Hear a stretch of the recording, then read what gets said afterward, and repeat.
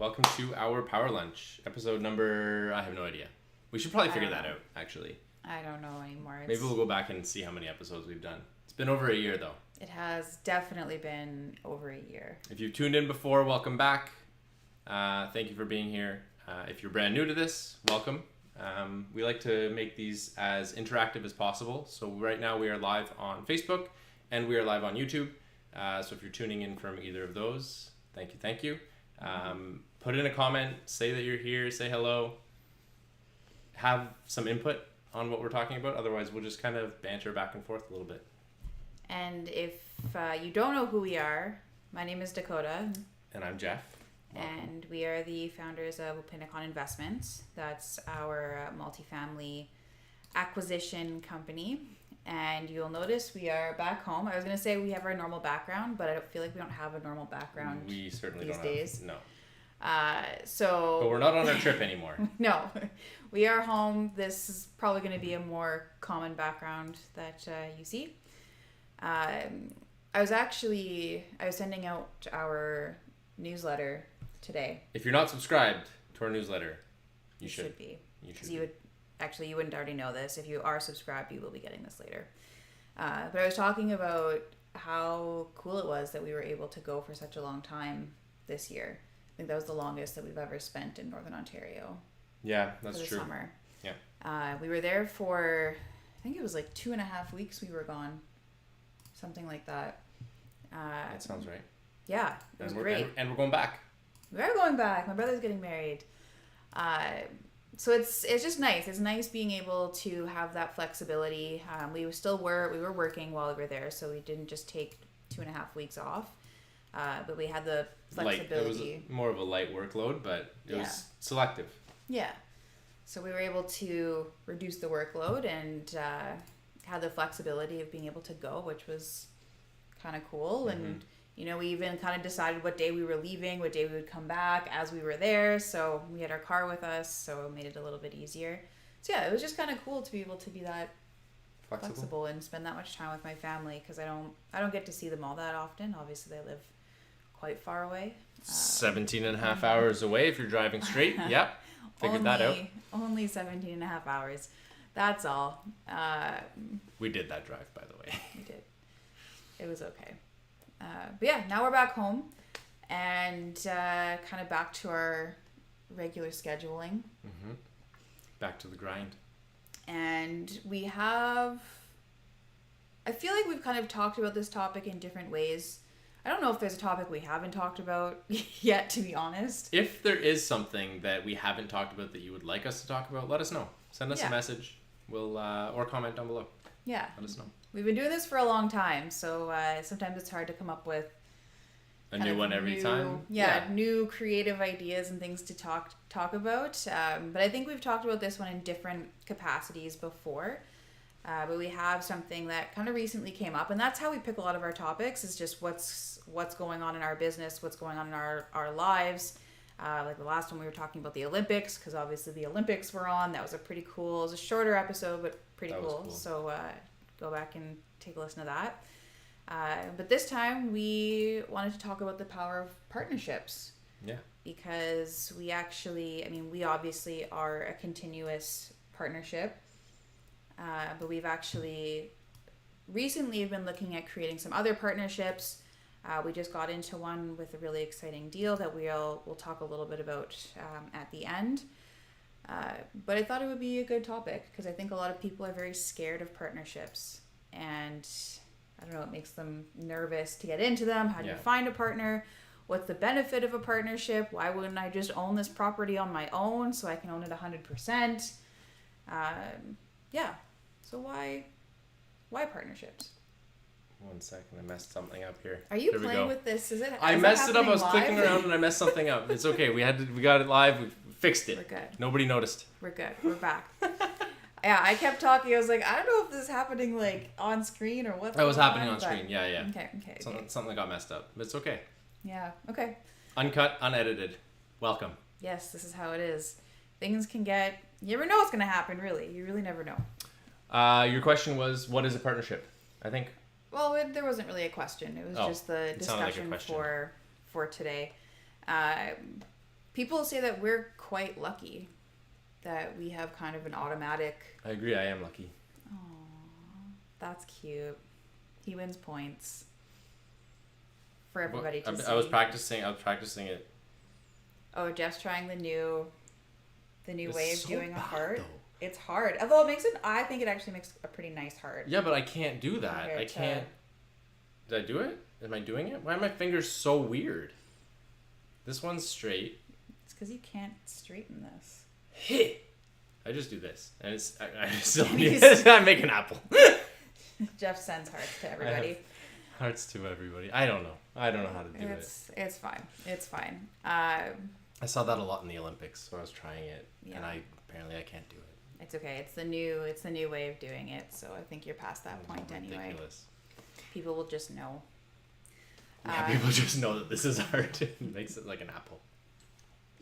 No, but people. Okay, back on track.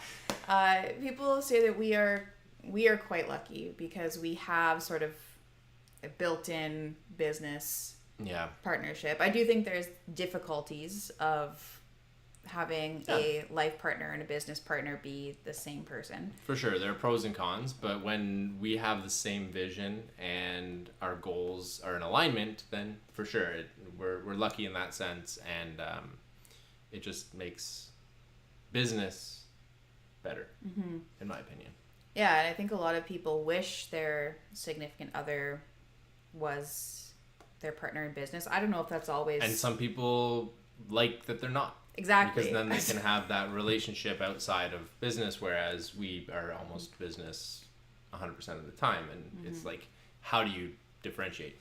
I think we did another episode talking about that. I think we did too. So we won't dwell on it for this one. But we do have a good partnership. But we can't do everything, even just the two of us, right? So we need other partners, and we are building other partnerships. So that's kind of where this topic came from. We wanted to discuss the importance of building partnerships in general. Whether you're a couple or you're on your own or however you're doing this, it's harder to do it alone. So we're going to talk a little bit more about like the why of partnerships today, less about...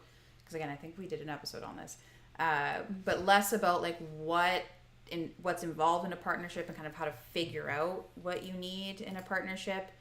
If I'm wrong, maybe we'll do a full episode on that, or if you want us to do a refresher, let us know. But this is more on like why you would want to have a partnership, because I get a lot of people who actually ask me, and I said this earlier, why would you want to have a partnership?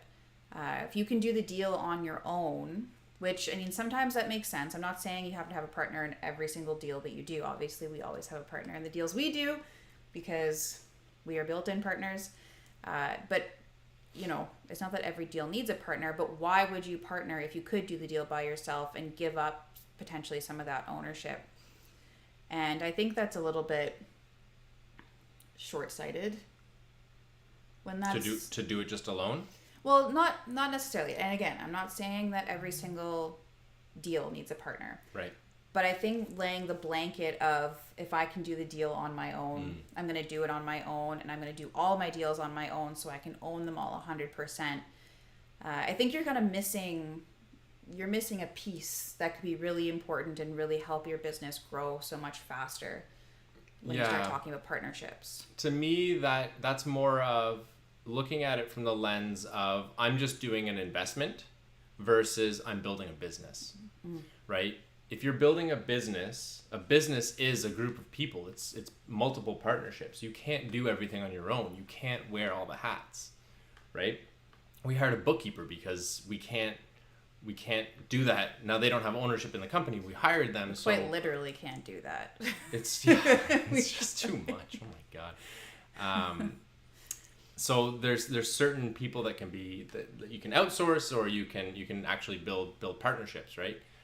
But I find that a lot of people tend to wear too many hats and stretch themselves too thin.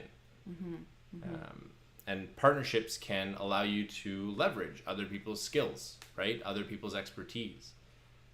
other people's time. If you just simply don't have the time to do everything on your own, then why not look for somebody else that can help alleviate some of that, and you can leverage their time.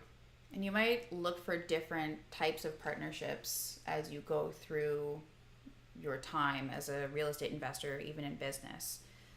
At the beginning, you might be looking for a very different partner in your real estate deals. And then as you get some more experience, the types of partners you're looking for might change, or like your role as a partner might change in the deal.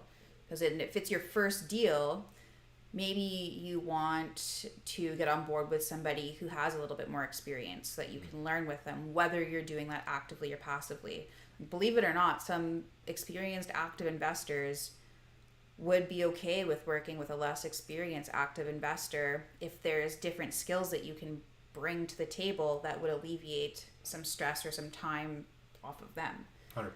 So if you see somebody who has a bit more experience, and maybe you have a deal and you want them to bring their experience to the table, or maybe there's no deal on the plate yet, but you say, hey, I can be boots on the I'm really good at doing walkthroughs. I can be boots on the ground. I'm good at kind of managing properties, managing kind of the day-to-day of things, doing a bit more of the stuff, and they can kind of be there as almost like consulting to make sure that everything is running smoothly.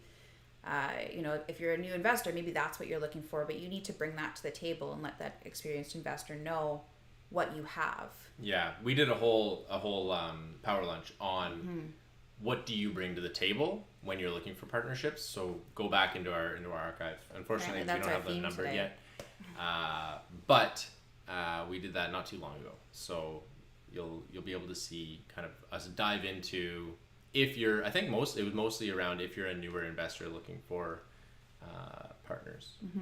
What do you bring to the table? So as a new investor, that maybe you have more time, and that's what you're able to bring to the table. And then as you get more experience, maybe that is what you're bringing to the table. So maybe you're actually, like, as an investor, you're known for something. You're known to be great at raising capital. You're known to have a really creative brain and be able to create really interesting, really cool deals. So that's what people will seek you out for, and that's how you kind of leverage that knowledge to become a partner in that deal. So partnerships can look very different throughout your journey, but there's so much opportunity there for partnerships. Yeah, and before you dive into a partnership as well, just make sure that, number one, your goals align.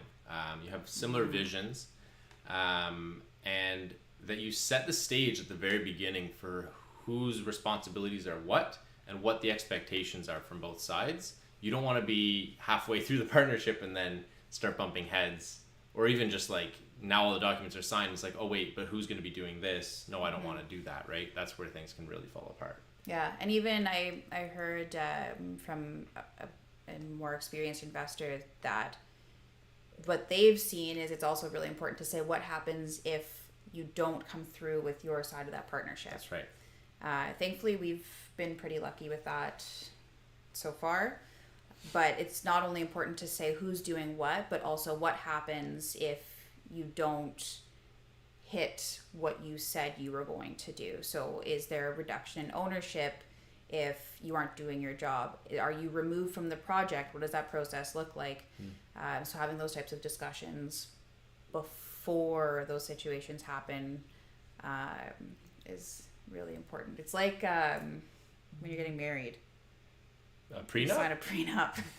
Yeah. It's almost like a prenup for your... you're when you get into a partnership and there's legal documents involved, there's going to be a contract. So that contract should outline who's responsible for what. Yeah. But that's the doom and gloom side of partnerships. The good side of partnerships. Yeah. We were talking about the experienced investor. So some of you might be saying, why would that experienced investor want to bring on someone with maybe less experience or maybe equal experience and share those tasks? And what we've seen and what we've experienced in our journey so far is that it actually allows you to diversify what you're working on and then what you have in your portfolio in such an incredible way. Because a partnership could look like, hey, I'm I'm in Ontario, but I want to invest in Alberta, but I don't have boots on the ground in Alberta. So maybe I need somebody boots on the ground there so that I can invest and feel comfortable investing there. So maybe that's how a partnership comes up, and now you've diversified into two completely different markets.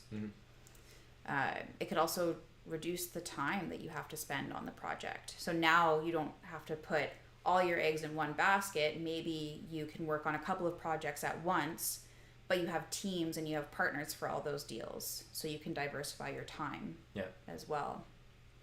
It reminds me of a I guess a saying that I've heard, or a quote. If you want to go fast, go alone. If you want to go far, go together. Right? So being able to bring people together to accomplish more than you could just do on your own. Yeah, it makes a big difference when you start bringing on other people when it comes to partnerships. We've been working on a couple of deals at one time with partners. I've seen our mentor work on like 5 massive deals at the same time, because he has all these partners that he's working with, and he kind of focuses on one piece of it and then brings on other people to deal with the other pieces. And it's not always necessarily the same person for every deal. Sometimes it can be very deal specific who you're working with. Absolutely. So partnerships can be different, like the people you're actually working with for every deal, and they can look differently depending on the deal. Yeah, the way that we kind of look at it is there's multiple businesses kind of forming throughout this whole process. So we have our core business, and then when we acquire a multifamily building, we look at that multifamily building in itself as a business, right? So now we have this business that's kind of managing this other business, right? And you can have other businesses join you on that venture, and now you just have so many different businesses kind of coming together. So it's not really just one big business. It's many businesses working together. And it can be, again, partnerships are different for everybody. It depends on how you want to run your business. But maybe you do have one partner that you work with consistently, much like Jeff and I work together all the time. It doesn't have to be a significant other, though. Maybe it's just someone that you've decided. Business partner. Yeah, this is your business partner, and you're going to do deals together. And then maybe within your business partnership, the 2 of you or the 3 of you or however many you have as your core also partner with other people depending on deals. So, it depends on what you want to do. If you kind of want to change it up for every deal, or if you want to have one core partnership that's it, or you have a core partnership that partners with other people depending on the deal. It's really up to you. But the overall idea is that partnerships allow you to diversify your portfolio and also diversify your time amongst different projects, because you're taking basically a smaller slice of all of these projects. Yeah. So again, going back to that quote, allowing you to go further. Yeah. Right. The other thing that's really cool is that it allows you to do what you actually enjoy doing.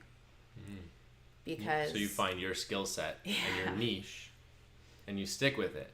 And you don't have to worry about all of these other tasks, because you can just focus on what you're doing, because you have other people, other partnerships, doing the things you don't really want to do. Exactly. Like bookkeeping. Yeah, exactly. Because in any business, there are going to be parts of it that you like, and there are going to be parts of it that you don't like. And unfortunately, you can't get rid of all the pieces that you don't like. There's still probably going to be something you don't like or don't want to do. Not saying it's going to clear your plate of all of those things, but it does reduce the number of tasks that you have to do that you necessarily aren't your strength, and you don't really enjoy doing them. It's like, I don't enjoy writing our newsletters, but you do. I just like throwing in a joke. Yeah. By the way, Jeff's joke of the month in our newsletters. So if you're not subscribed, you're not going to hear it here. No. It's special. It's special for the newsletters. Only in the newsletter. Yeah. Yeah. He works hard on those. Took you a while to find this one. Yeah. Well, when you see it, you'll know why. Yeah.